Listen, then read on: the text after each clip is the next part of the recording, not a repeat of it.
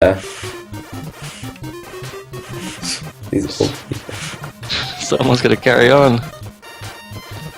Alright. So, should I just type out a countdown in Skype chat for White Hat, or? Yeah, when he's ready, yeah.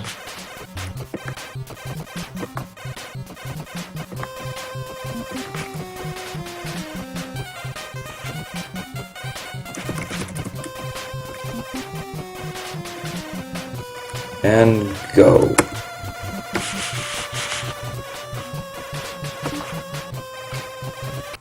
Alright, so it should be going pretty soon. Alright, so something to note about Hudson Hawk. One, the controls are very loose, and the jumps, you're either sprinting or you jump in place. And two, there's no recurring enemies, basically, between stages. Now, the glitch that White Hat just did there is called a double jump.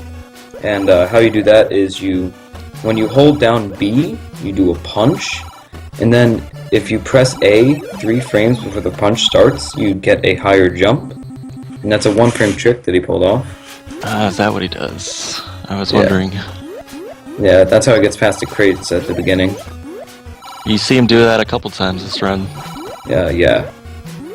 He's definitely going very fast through this. The cameras move, like the alarms he triggers in the building, they make cameras move faster, and cameras are a one-hit kill, so they take precise timing to dodge. In this stage, or part of the stage I should say, you have to hit switches which stop various parts of the level from killing you, therefore you can pass them. Now what Hat does here is he uses a death warp, since the death warp, basically, when you die, you go back to where you came on that screen, and that saves about 15 seconds. Now, what is his weapon? Baseballs? Is that correct? Baseballs, balls, I actually have no clue what they are. But yeah, this yellow area should be over very soon. As you can see, the jumps are very long compared to other games. And he runs very quickly. This is a fast-paced game. I like it. Yeah. Alright. So he's nearing the end, or the game's split into 3 parts, I should say. Since there's 3 artifacts you have to steal. And he's nearing the end of the first one. This is the final floor before the actual artifacts. And he's doing very precise jumps, as you can see here. Jumps and attacks, yep. Yeah. He's checking his energy to make sure he has enough. If he had enough, he would have tripped the alarms there and just made a run for it, but he does not, because the alarms slowly drain your energy alongside getting hit. And once he goes into this elevator here, he is near the end of the stage, and you have to steal the horse, whose name I cannot pronounce. You collect all the coins here, and then you steal the horse. This game actually has no plotline whatsoever. Well, there was a movie starring Bruce Willis. Yes, it does not follow that. It takes small elements of it. Now, White Hat tries to pull off a double jump there, and he succeeds after a couple tries. And he can pull off another one right here to get up on top of those red blocks.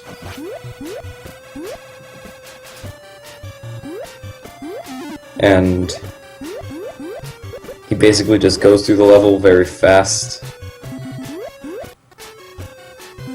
He checks his energy really quick. Because in this level, there are a lot of things that can kill you in one hit, a lot of pipes that can take you back to various other parts of the level that you don't want. That floating red balloon enemy can hit you for, I believe, 1 energy point each time it hits you. And it's just not very nice to go against. So is this game pretty cryptic, pretty mazy? It is definitely a very mazy game. Yeah. The stage progression is straightforward, but in stages like this where there's a lot of paths, it's not very straightforward. he goes past these spears here. Those spears are a one-hit kill, as I said before. There's a lot of parts in this stage where stuff can trip up. And he's nearing the very end of the stage right here. And he goes into the next one with all new enemies and no enemies from the past stage. Because that's how this game works. Who makes this game? I have absolutely no clue. No. It's not really that relevant, I guess. It's not THQ though. I know for certain. Definitely doesn't look like it. Yeah, you don't have that HUD at the top.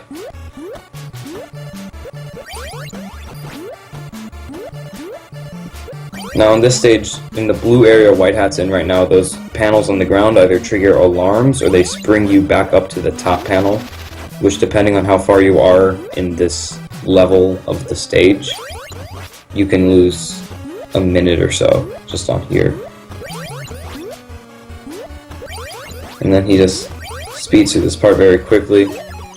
With most enemies in the game, you have to throw a baseball at them and then punch them.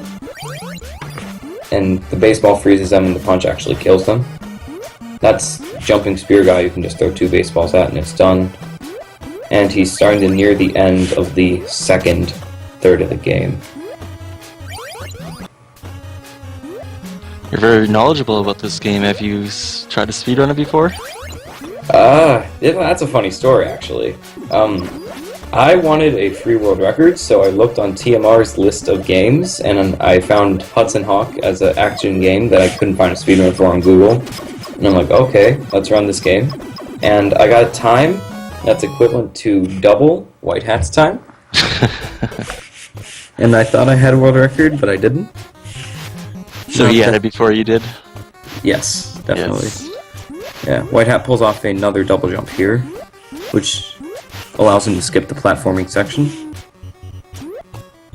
Right. And these guys throw down various objects at you that can kill you at one hit.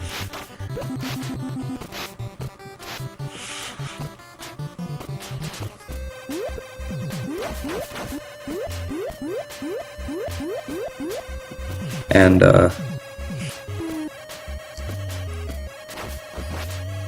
this stage, there's annoying enemies like the cats that hang on ropes and the guys that throw down stuff at you. Something that's unique about this stage is that if you fall through a gap on the platform, you don't actually die, you just go back to the previous screen. Which is nice because that means you don't lose a life, but you also lose a lot of time.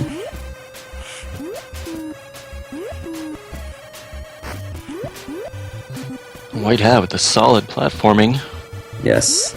Platforming in this game is very wonky because if you're running when you jump, you do a longer jump, as he's doing, but if you stand still when you jump, you do a very not long jump, you just kind of jump in place. And that makes for some very weird platforming. But White Hat obviously knows the platforming sections like the back of his hand. Oh yes. And he is nearing the very end of the game. He's going to do a double jump here to get it on top of this platform without the crate. And this is the final boss of the game. He hits that switch in order to enable the door to open once he collects that crystal. Now, how that final boss actually... Oh, tie-on, by the way. And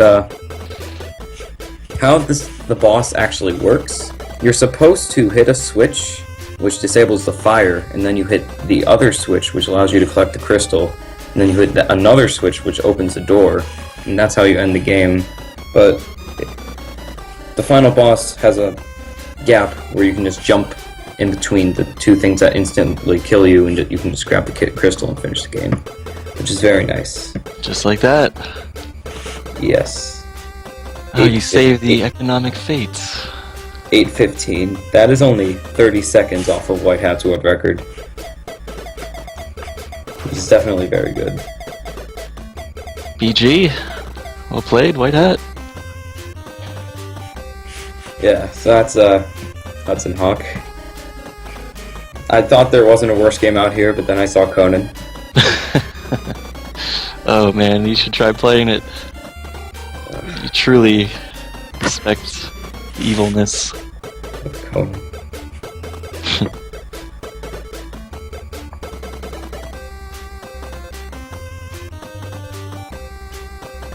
Yes, nice. Yes. 3 in a row. Fun to watch. Not a problem. Indeed.